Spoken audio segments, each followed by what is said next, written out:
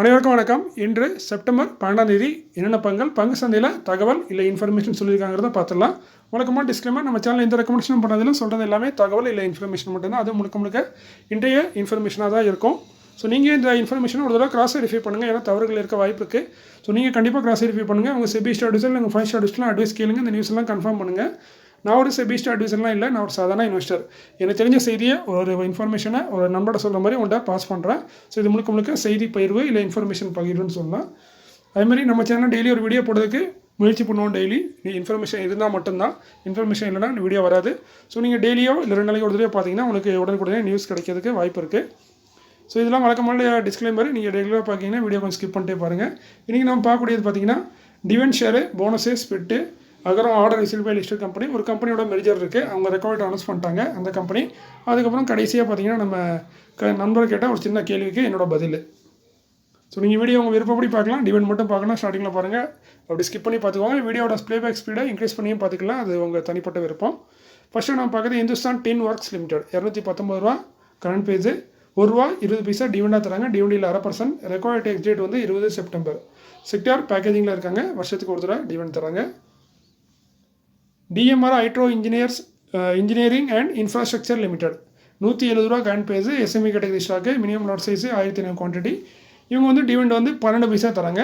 12 ரூபா இல்லைங்க, 12 பைசா தராங்க. ஸோ ஒரு பேருக்கான டிவிடெண்ட் தான். இதுக்கான ரெக்கார்டு பார்த்தீங்கன்னா 21 செப்டம்பர். செக்டர் வந்து கன்சல்டி சர்வீஸில் இருக்காங்க. DMR hydro engineering and infrastructure limited. One global services provider limited 141 ரூபா கரண்ட் பேஜ். ₹1 டிவிடெண்ட் தராங்க. டிவிடெண்டில் 3/4%. இதுக்கான ரெக்கார்டு வந்து 23 செப்டம்பர். செக்டர் வந்து ஹெல்த் சர்வீஸ் ப்ரொவைடராக இருக்காங்க. வருஷத்துக்கு ஒரு தடவை டிவிடெண்ட் தராங்க.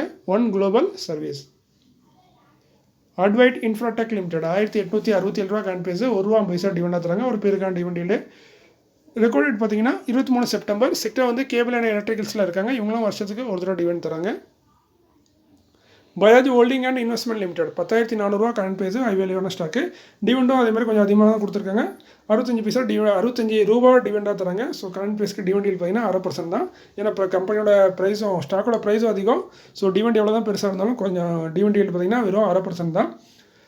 இதற்கான ரெக்கார்டு பார்த்தீங்கன்னா 25 செப்டம்பர். அதேமாதிரி இதோட பேமெண்ட்னு பார்த்தீங்கன்னா 10 அக்டோபர் இல்லை அதுக்கு அப்புறம் இல்லை அதுக்கு அந்த 10 அக்டோபர் இந்த தேதிக்குள்ளே உங்களுக்கு பேமெண்ட் வந்துடும். ஸோ நீங்கள் எல்லோரும் நிறைய பேர் கேட்டுகிட்டே இருக்கீங்க டிவிடெண்ட் போனஸ்லாம் எப்போ வரும்னு. அதெல்லாம் டைம் எடுக்கும். பெரும்பாலும் யாரும் மென்ஷன் பண்ண மாட்டாங்க, ஒரு சில கம்பெனி மட்டும் தான் மென்ஷன் பண்ணுவாங்க. ஸோ இவங்க வந்து 10 அக்டோபர் இல்லை அதுக்கப்புறம் உங்கள் அக்கௌண்ட்டில் பேமெண்ட்டை செலுத்திடுவோம்னு சொல்கிறாங்க. இந்த கம்பெனி வருஷத்துக்கு ஒரு 2 டிவிடெண்ட் தரக்கூடிய ஒரு கம்பெனி. இது 2வது டிவிடெண்ட் இந்த வருஷத்தில். செக்டர் பார்த்தீங்கன்னா ஹோல்டிங் கம்பெனியாக இருக்காங்க. Bajaj holding and investment. அடுத்து நம்ம பார்க்குறது மகாராஷ்டிரா ஸ்கூட்டர்ஸ் லிமிடெட். இதுவும் அந்த சேம் கம்பெனி தான், பஜாஜ் குரூப் சேர்ந்த கம்பெனி. 10,273 ரூபா கரண்ட் பேஜ். 110 ரூபா டிவிடெண்டாக தராங்க ஒரு ஷேருக்கு. கரண்ட் பேஸ்க்கு டிவிடெண்டில் 1% வருது. இதற்கான ரெக்கார்ட் பார்த்தீங்கன்னா 25 செப்டம்பர். அதே மாதிரி இவங்களும் 10 அக்டோபருக்குள்ளே பேமெண்ட்டை உங்கள் அக்கௌண்ட்டில் செலுத்திடுவாங்க, இல்லை 10 அக்டோபருக்கு அப்புறம் உங்கள் அக்கௌண்ட்டில் செலுத்துவாங்க. செக்டர் பார்த்தீங்கன்னா இன்வெஸ்ட்மெண்ட் கம்பெனியாக இருக்காங்க. இவங்களும் வருஷத்துக்கு 2 டிவிடெண்ட் தராங்க. இந்த 2024 இது 2வது டிவிடெண்ட். அக்ஷிதா காட்டன் லிமிடெட் 22 ரூபா கரண்ட் பேஜ். போனஸ் 1:3 ஆல்ரெடி அறிவிச்சது. 3 ஷேருக்கு 1 ஷேர் போனஸாக தராங்க. அதுக்கான ரெக்கார்ட் வந்து ஃபஸ்ட்டு வந்து 16 செப்டம்பர்னு சொன்னாங்க. இப்போ ரெக்கார்டேட்டாக ரிவைஸ் பண்ணிட்டாங்க. புதிய ரெக்கார்ட் வந்து 20 செப்டம்பர். ஸோ பார்த்தீங்கன்னா கம்பெனி சில கம்பெனி இப்படி தான் ரெக்கார்டேட்டாக மாற்றிட்டே இருப்பாங்க. ஸோ இந்த 20 செப்டம்பர் வரைக்கும் நம்ம ஹோல்ட் பண்ணால் தான் நம்மளுக்கு போனஸ் எலிஜிபிள். செக்டர் பார்த்தீங்கன்னா அதர் டெக்ஸ்டைல் ப்ராடக்ட்டில் இருக்காங்க. அக்ஷிதா காட்டன். அதே மாதிரி சோலக்ஸ் எனர்ஜி லிமிடெட் இவங்க கரண்ட் பேஸ் 1605. இது ஒரு SMA category stock. So lot size பார்த்தீங்கன்னா 200 குவான்டிட்டி. இவங்க 1:4 போனஸ் அறிவிச்சாங்க. அதாவது நம்ம 4 ஷேர் வச்சுருந்தா 1 ஷேர் போனஸாக தருவாங்க. இவங்களும் முதல் ரெக்கார்ட் பார்த்தீங்கன்னா 13 செப்டம்பர்னு சொன்னாங்க. இப்போ அதை மாற்றிட்டாங்க, ரிவைஸ் பண்ணிட்டாங்க. புதிய ரெக்கார்ட் 20 செப்டம்பர். செக்டர் வந்து ஹெவி எலக்ட்ரிக்கல் எக்யூப்மெண்ட்டில் இருக்காங்க. சோலாக்ஸ் எனர்ஜி ஒரு லாட் சைஸில் உள்ள கம்பெனி. Minimum quantity 200 quantity. Real eco energy limited current price 32 ரூபா. ஃபேஸ் வேலி 10 இருக்குது.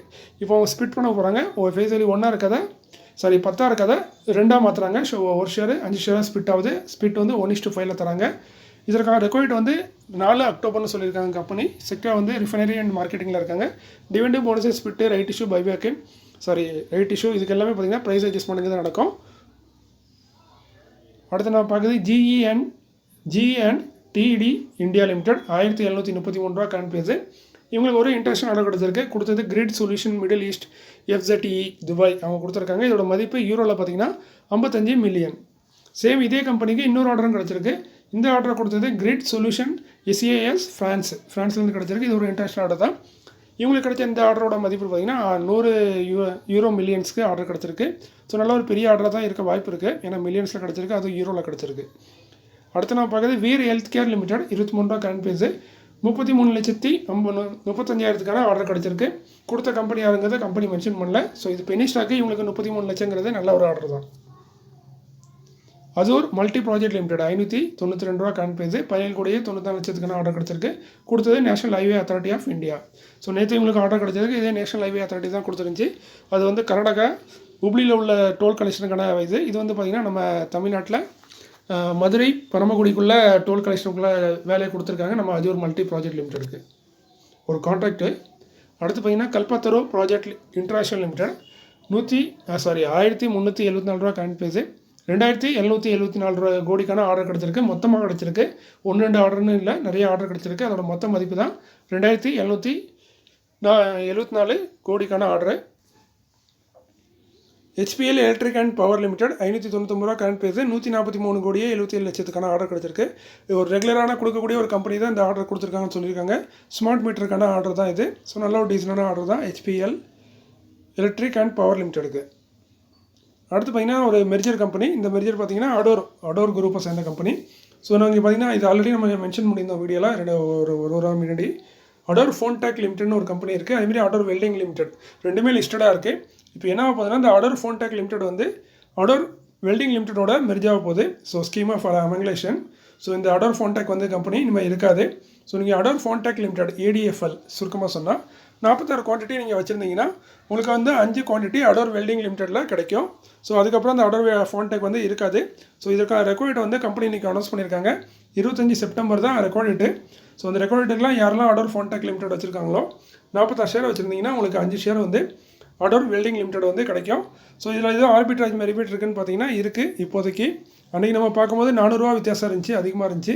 இன்றைக்கி பார்த்திங்கன்னா அந்த அடோர் வெல்டிங்கோட லிமிடெடோட ஷேர் ப்ரைஸ் கூடி இருக்குது. அதனால் இப்போ வந்து பார்த்திங்கன்னா நம்மளுக்கு வந்து 622 ரூபா லாபம் கிடைக்கிற மாதிரி தெரியுது. இப்போ 46 ஷேர் நம்ம அடோர் ஃபோன்டெக்கில் வச்சுருந்தா நம்மளுக்கு வந்து 5 ஷேர் வந்து அடோர் வெல்டிங்கில் கிடைக்கி. ஸோ இன்றைக்கி ரேட்டில் பார்க்கும்போது 622 ரூபா பெனிஃபிட் இருக்க மாதிரி காட்டுது. பட் இதெல்லாம் பார்த்து வாங்காதீங்க. ஏன்னா இதெல்லாம் ப்ரைஸ் ஃப்ளக்சுவேஷன் ஆகிட்டே இருக்கும். நீங்கள் டாட்டா மோட்டர் கூட பார்க்கலாம். நீங்கள் எல்லோரும் ஆசைப்பட்டு வாங்கியிருப்பீங்க. உங்களுக்கு ஆர்பிட்ராஜ் கிடைக்குமாங்கிறது உறுதி கிடையாது. ஏன்னா ப்ரைஸ் மாறிட்டே இருக்காங்க. இன்னமும் அந்த டாட்டா மோட்டர்ஸ் வந்து நிறைய பேர் அக்கௌண்ட்டில் கிரெடிட் ஆகலன்னு நினைக்கிறேன். ஸோ யாராக்கா கிரெடிட் இருந்தால் மென்ஷன் பண்ணுங்கள் கமெண்ட்டில். ஸோ எனக்கு கிரெடிட் நான் வச்சுருந்தேன்னா இல்லையானே மறந்துட்டேன் எனக்கு. பட் என்னென்னா கம்பெனியை வந்து நான் ஆன்லைனில் தேடி பார்த்த வரைக்கும் அவங்க கம்பெனி லிஸ்ட் பண்ணதுக்கான இந்த புது ஷேரை லிஸ்டிங்கான அப்ரூவல் வந்து BSEலேருந்து கிடச்சிருக்கு. பட் NSEயில் கிடச்சிருக்கா என்னன்னு தெரியல. ஸோ BSEலேருந்து கிடச்ச மாதிரி தெரியுது. ஸோ மேபி அவங்க 10ஆம் தேதியிலே அந்த லிஸ்டிங்கோட அப்ரூவல் கிடச்சிட்டு பட் இன்னமும் நம்ம அக்கௌண்ட்டில் ஸ்டாக் வந்திருக்கா இல்லைன்னு எனக்கு டவுட்டாக இருக்குது. ஸோ அப்படி இல்லைனா இன்றைக்கி இல்லைனா 2-3 நாளில் கண்டிப்பாக எனக்கு லிஸ்ட் ஆகணும்னு எனக்கு நம்பிக்கை இருக்குது. ஏன்னா எக்ஸாக்ட் டேட்டை கொஞ்சம் சொல்கிறது கஷ்டம் தான். ஏன்னா அப்ரூவல் கொடுத்ததுக்கப்புறம் சில நேரம் 1-2 நாள் முன்ன பின்ன ஆகலாம். ஸோ உங்களுக்கு யாராவது டாட்டா மோட்டரோட மெர்ஜருக்கான DVRோட ஷேர் வந்து மெர்ஜர் ஆகி டாட்டா மோட்டர் கிடச்சிருந்தா கமெண்ட்டில் மென்ஷன் பண்ணுங்கள். இல்லைனா 2 நாளில் வந்துடும் கண்டிப்பாக. நீங்கள் பயப்படாதீங்க. நிறைய பேர் அதை சொல்கிறாங்க இந்த மாதிரி ஷேர் வரலன்னு. அது வந்துடும்.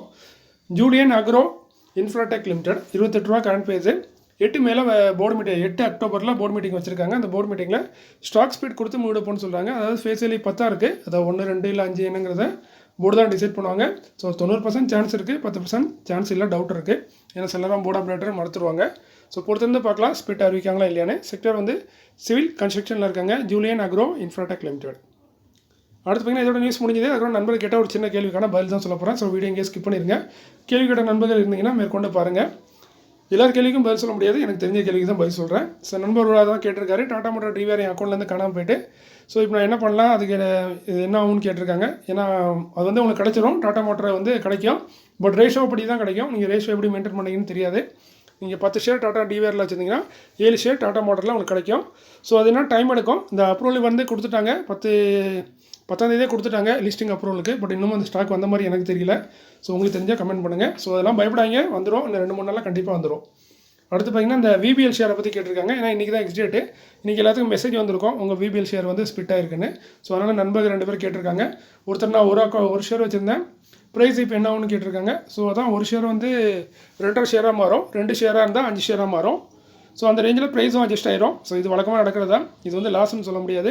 அந்த புது ஸ்பிட்டான ஷேர் வந்து உங்கள் அக்கௌண்ட்டில் கிரெடிட் ஆகிறதுக்கு ஒரு 2-3 நாள் ஆகும். இது போனஸ்னால் 1 வாரம் 10 நாள் இல்லை 1 மாதம் கூட ஆகும். பட் இந்த ஸ்பிட் வந்து ரொம்ப நாள் எடுக்காது. கிட்டத்தட்ட 1 வாரத்துக்குள்ளே கண்டிப்பாக உங்கள் அக்கௌண்ட்டில் வந்துடும். மேபி இன்னும் 2 நாளில் கூட வந்துடும். ஸோ ஸ்பிட் ஷேர் வந்ததுக்கப்புறம் நீங்கள் முடிவிடுங்க. இப்போதைக்கு லாஸ் மாதிரி தான் தெரியும். அந்த ஸ்பிட் ஷேர் உங்கள் அக்கௌண்ட்டில் வந்துட்டுனா உங்கள் ஷேர் வந்து நார்மலான மாதிரி ஆயிரும். அதேமாதிரி இந்த ஆவரேஜ் கரெக்டாக ரேஷியோ மெயின்டைன் பண்ணலாம் உங்களுக்கு வந்து பேமெண்ட்டாக கொடுத்துருவாங்க. நீங்கள் ஒரு ஷேர் வச்சுருந்தீங்கன்னா உங்களுக்கு 2 ஷேர் ஆகும். ஒரு ஷேர் கூட ஆல்ரெடி இருக்குது இப்போதைக்கு. இன்னொரு ஷேர் வந்து ஆட் ஆகும். அந்த அரை ஷேருக்கான அமௌண்ட்டை வந்து உங்கள் அக்கௌண்ட்டில் செலுத்திடுவாங்க. பட் அதுக்கு ரொம்ப டைம் எடுக்கும். இதுதான் இந்த விபிஎலை பற்றி. ஸோ இந்த மாதிரி நிறைய ஸ்டாக் வந்து வரதுக்கு லேட் ஆகும். பட் கன்ஃபார்மாக வந்துடும். கொஞ்சம் டைம் எடுக்கும். அதுக்கு மட்டும் நீங்கள் டைம் கொடுக்கணும். குறைஞ்சது 1 மாதத்துலேருந்து 1.5 மாதமாவது கொடுங்க. அதுக்கப்புறம் வரலன்னா கேள்வி கேளுங்க. ஸோ அதுக்கு பதில் கிடைக்க வாய்ப்பு இருக்குது. ஸோ இந்த வீடியோ இன்றைக்கி இவ்வளோ தான். இந்த வீடியோ உங்களுக்கு பயனுள்ளதாக இருக்குமா இல்லைன்னு எனக்கு தெரியல. இருந்திருந்தால் மகிழ்ச்சி தான். ஸோ மீண்டும் இது போல் ஒரு நல்ல காணொளியில் உங்களை சந்திக்கிறேன். இப்படிக்கு உங்களில் ஒருவன். நன்றி, வணக்கம்.